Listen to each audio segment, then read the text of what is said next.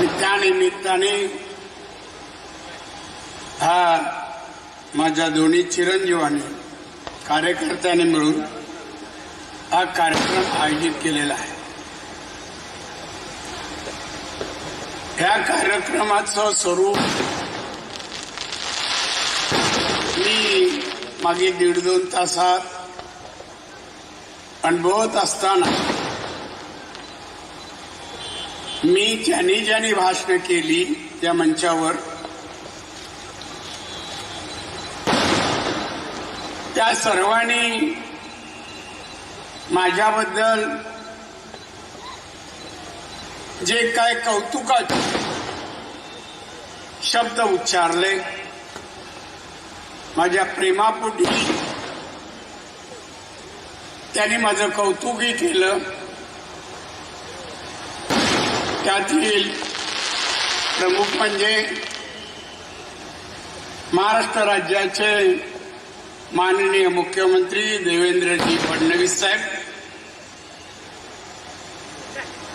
केंद्रीय मंत्री आहेत, पण मी याला नेहमीच माझ्या केंद्रीय मंत्री म्हणण्यापेक्षा माझे मित्र म्हणून मी ज्यांना उच्चारतो ते सन्माननीय नितीनजी गडकरी साहेब, सन्माननीय राधाकृष्ण विखे पाटील कॅबिनेट मंत्री, सन्माननीय आशिषजी शेलार,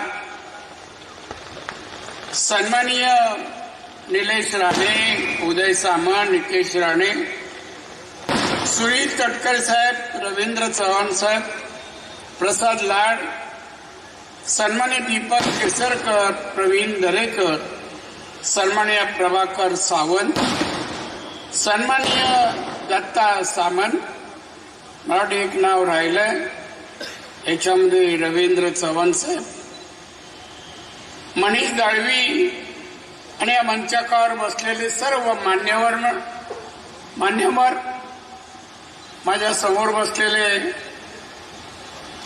महाराष्ट्रातील कोकणातील सर्व मान्यवर, बंधू भगिनींनो आणि मित्र, आयुष्यात बरीच भाषणं केली, बऱ्याच प्रश्नाला उत्तरे दिली। सभागृह या देशातील बहुतांशी सभागृहात मी भाषणं केलेली आहेत, कामकाज केलेलं आहे, पण आजचा जो दिवस आहे हा फार माझ्यासाठी वेगळा आहे। वेगळा या दृष्टीने आहे, अनेक सभागृहातील भाषण आणि माझ्यावर आरोप म्हणा किंवा केलेले भाषणाला प्रत्युत्तर देण्याचं काम मी त्यावेळी केलं, पण आजचा प्रसंग असा आहे की या सर्व माझ्या नेत्यांनी सहकार्याने जी भाषणं केली, माझ्याबद्दल कौतुकही केलं, मी केल्या कार्याचा गौरवही केला। हे ऐकल्यानंतर मला स्वतःलाच वाटतंय मी या सर्वांच्या भाषणाला आज उत्तर देऊ शकत नाही, अशी माझी परिस्थिती झाली। मी नेहमी 2 गोष्टी म्हणतो की कोणी काही विचारा, काही बोला, कुठलाही प्रश्न विचारा, मी समर्थ उत्तर देईल, ही माझी घमेंड आज जिरली असं वाटतं। जसं मी म्हणतो मी कोणाला घाबरत नाही आणि घाबरणार नाही, तसं मी निरुत्तर होणार नाही, ही पण माझी घमेंड आज जिरली असा शब्द प्रयोग करीन। मी अनेक मंत्री, नेते, केंद्रात राज्यातले नेते यांना जवळ पाहण्याचा क्षण योग मला आला। मी महाराष्ट्राचा मुख्यमंत्री होतो, माननीय वाजपेयी साहेब पंतप्रधान, अनेक वेळा भेटायचा योग आला, अनेक वेळाला त्यांच्या बरोबर महाराष्ट्राचे अनेक प्रश्न चर्चाही करण्यात आल्या। अनेक केंद्रीय मंत्री अगदी राष्ट्रपती, पंतप्रधान, नेते मोठमोठे सगळ्यांना भेटायचं भाग्य मला मिळालं, सगळ्यांशी संभाषण करण्याचं भाग्य. पण मला आज असा काही सत्कार होईल, मला नितेश राणेने विचारलं की 75वी जवळ येते, बाबा कोणाकोणाला बोलू सांगा, मी असा कार्यक्रम करतो. मला तुला वाटेल त्यांना बोलव, मला काय म्हणायचं नाही. मग अशा वेळेला मुख्यमंत्र्यांचं नाव तर त्यांच्या नेतृत्वाखालीच सत्कार सन्मान हा कार्यक्रम होणार. तर मी म्हणालो त्याला एक नाव मात्र माझ्या वतीने घे, नितीन गडकरी. त्यांनी सांगितलं का मला वेळ नाही, अमुक ठिकाणी होता, त्याला माझा फोन लावून दे मला, मी त्याच्याशी बोलतो. आणि मला माहिती होतं माझा आवाज ऐकल्यावर नितीन गडकरी नाही म्हणणार. उपस्थित बंधूंनो, भगिनीनो आणि मित्र, मी आयुष्यात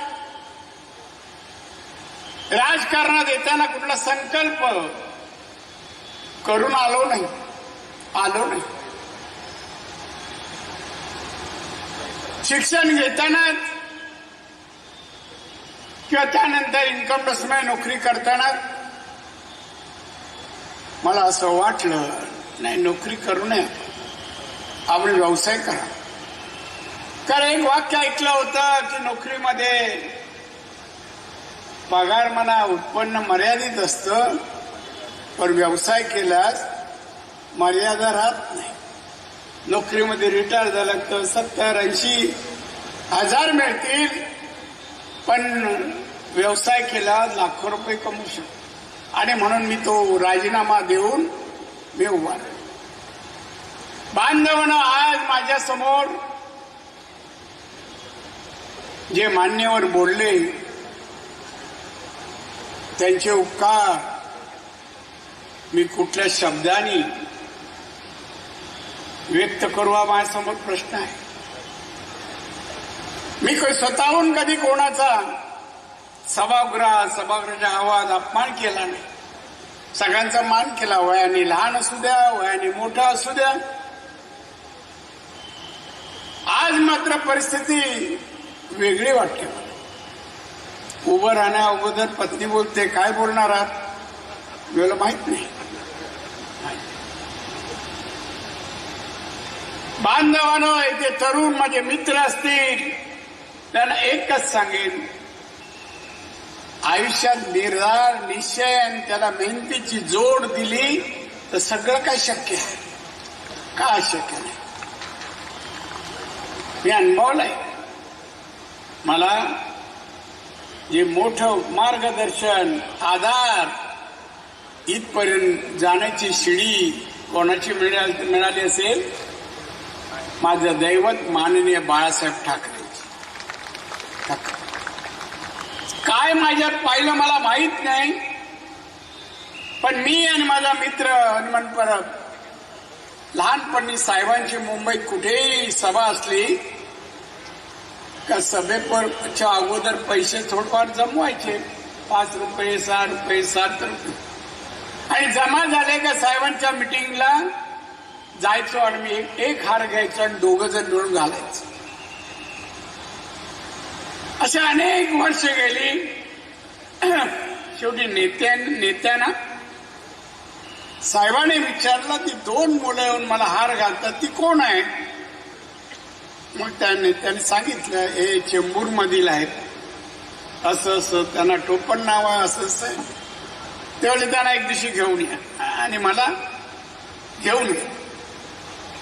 पण त्या दिवसापासून साहेबांचे विचार, साहेबांचा आदेश जे देतील ते पाळत गेलो. असं असं करताना साहेबांचा आवडता सैनिक झालो. साहेबांच्या तोंडून एखादा शब्द निघाला आणि मी पूर्ण केला नाही असं एकही नाही शब्द, एकही. आज मी बीजेपीत आहे.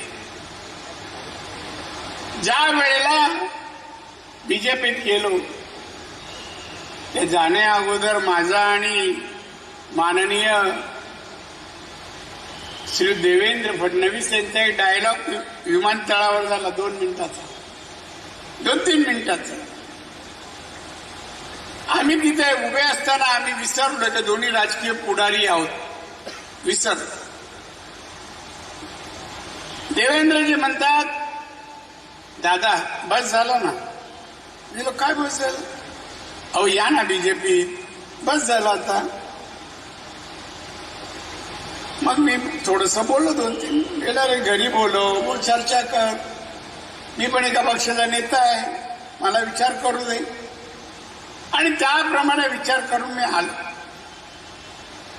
पण मी लहान असलो आणि मी मोठा असलो, हे नेते लहान असले, तर मी पदाला मान ठेवण्याचं कधी चुकलो नाही. मान, आदर, सन्मान करतच आलो.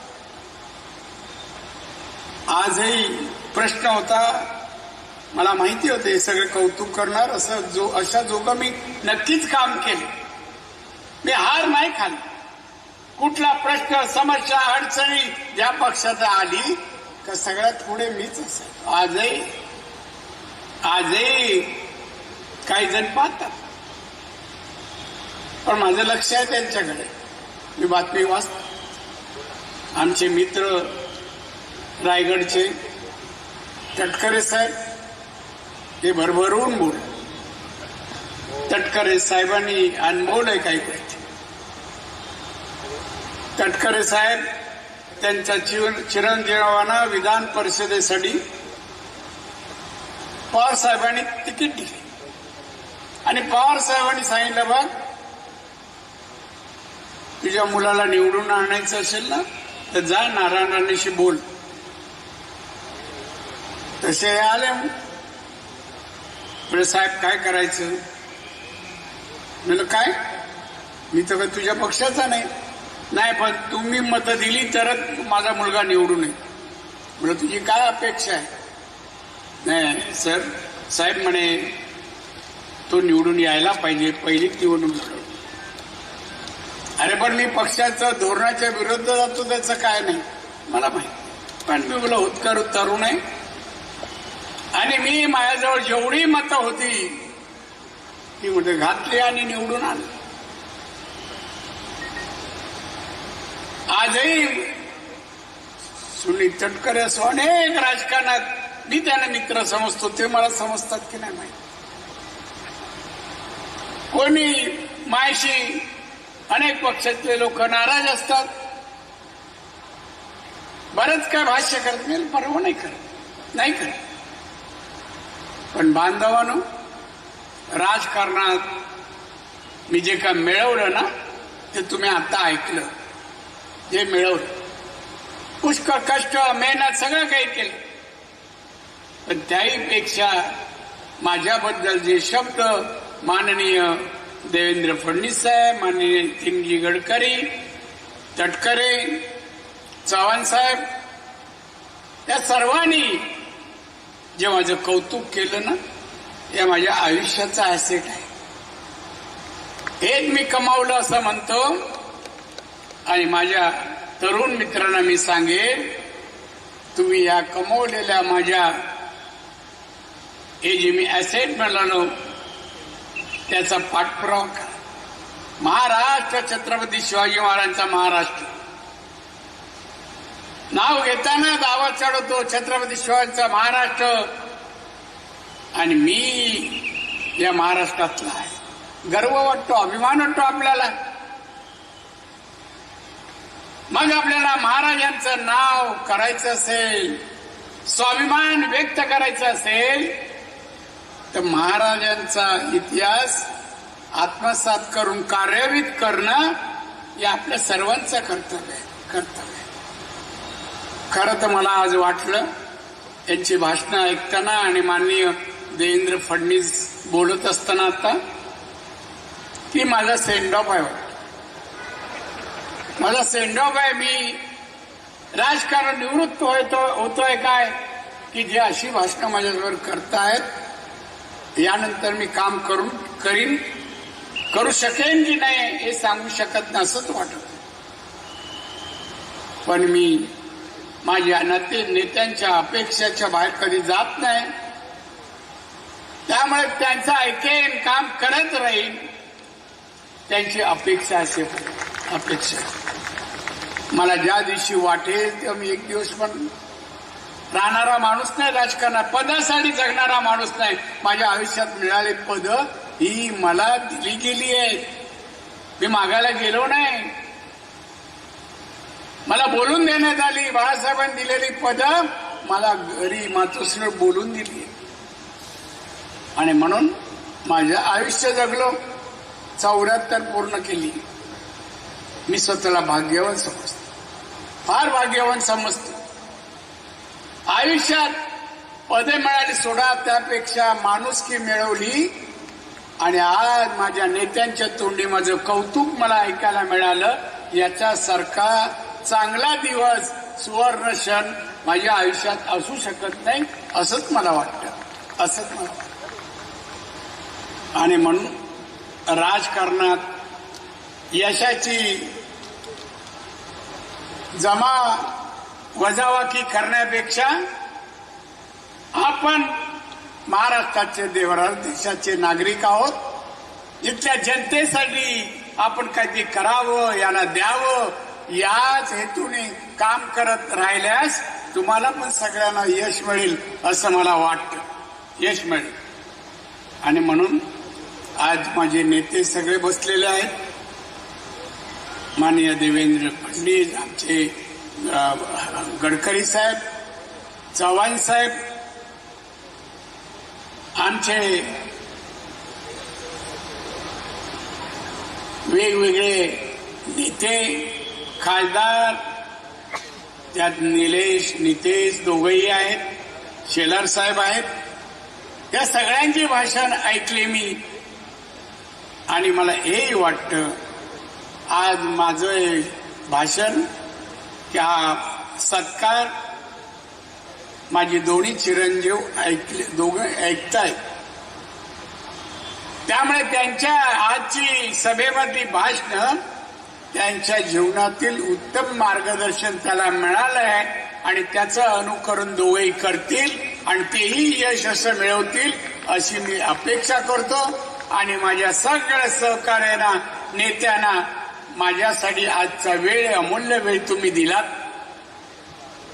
फार मराठी भाषेतले शब्द, तोलामोलाचे शब्द माझ्यासाठी इथे व्यक्त केलेत आणि मला आनंद आयुष्यात जो मिळाला नाही त्यापेक्षा आजच्या या सभेमध्ये माझ्या सत्कार सोहळ्याच्या वेळेला जे तुम्ही बोललात ते मला सगळं आनंदाचे क्षण तुमच्या या भाषणातून, वक्तव्यातून मला मिळाले असे मी समजतो. आणि जास्त वेळ आपला Konkan live breaking news channel, अचूक बातमी, थेट हल्ला. कोकणातील ज्वलंत प्रश्नावर मर्मभेदी लिखाण करून सत्य मांडणारे निर्भीड चॅनल. लाईक करा, सबस्क्राईब करा आणि फॉलो करा.